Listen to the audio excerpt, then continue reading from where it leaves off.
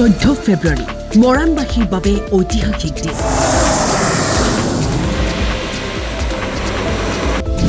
মৰাণৰ আকাশত উৰিছে যুদ্ধ বিমান।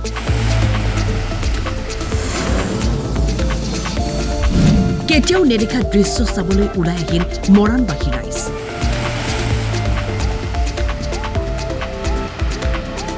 মৰাণৰ ৰাষ্ট্ৰীয় ঘাইপথত চলিছে যুদ্ধ বিমানৰ পৰীক্ষামূলক অৱতৰণ। প্ৰধানমন্ত্ৰীৰ আগমনৰ পূৰ্বে ভাৰতীয় বায়ু সেনাৰ অনুশীলন চলিছে এনেদৰে।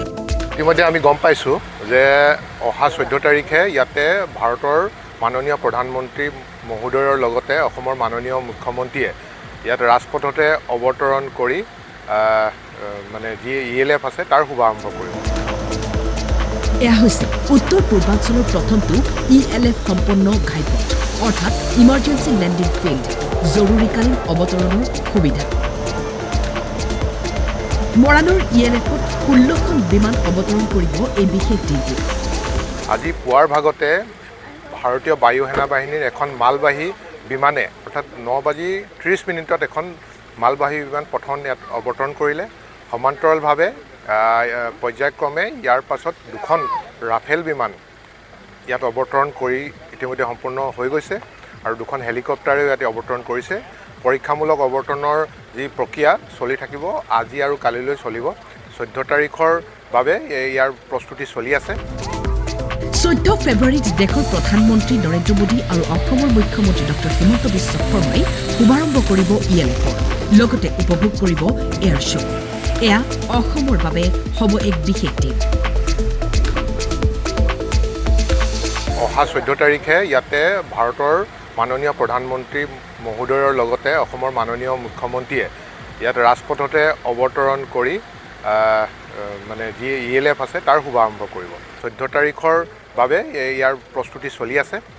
আমি আশাবাদী ভাৰতৰ মাননীয় প্ৰধানমন্ত্ৰী তথা অসমৰ মাননীয় মুখ্যমন্ত্ৰী হিমন্ত বিশ্ব শৰ্মা ডাঙৰীয়া আহি এই ELF ইমাৰ্জেঞ্চি লেণ্ডিং ফেচিলিটিটো দেশবাসীৰ কাৰণে সমৰ্পিত কৰিব।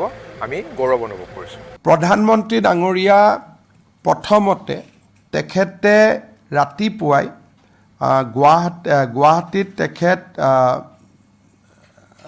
নাহে আৰু তেখেতে পোনে তেখেত দিল্লীৰ পৰা চাবুৱা বিমানবন্দৰলৈকে তেওঁ যাত্ৰা কৰিব। তেখেত ৰাতিপুৱা 7:15 নতুন দিল্লীৰ পৰা যাত্ৰা আৰম্ভ কৰিব। 9:50 তেওঁ চাবুৱা এয়াৰফিল্ডত উপস্থিত হ'ব।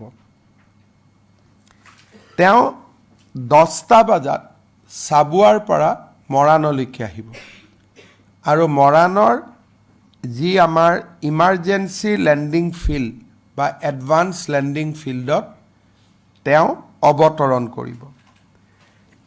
প্ৰধানমন্ত্ৰী ডাঙৰীয়া প্ৰথম ৰাস্তাত হাইৱেত নামিব আৰু প্ৰধানমন্ত্ৰী ডাঙৰীয়া নামি এখন আমি সৰু ষ্টেজ বনাইছোঁ, তালৈকে তেখেতে যাব আৰু আধা ঘণ্টা সময়ৰ ভিতৰত 16খন বিমান,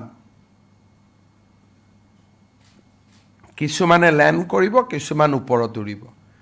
ৰাফেল, সুখই, এই গোটেই ইণ্ডিয়ান এয়াৰফ'ৰ্চৰ যিমানখিনি বিমান আমি গুৱাহাটীত দেখিছিলোঁ, গুৱাহাটীৰ এয়াৰ শ্ব'ত, সেই গোটেইবিলাক বিমানে হয় আকাশৰ পৰা এটা এয়াৰ শ্ব' কৰিব আৰু তাৰ ভিতৰত কেইবাখনো ফাইটাৰ জেট ৰাস্তাত নামিব।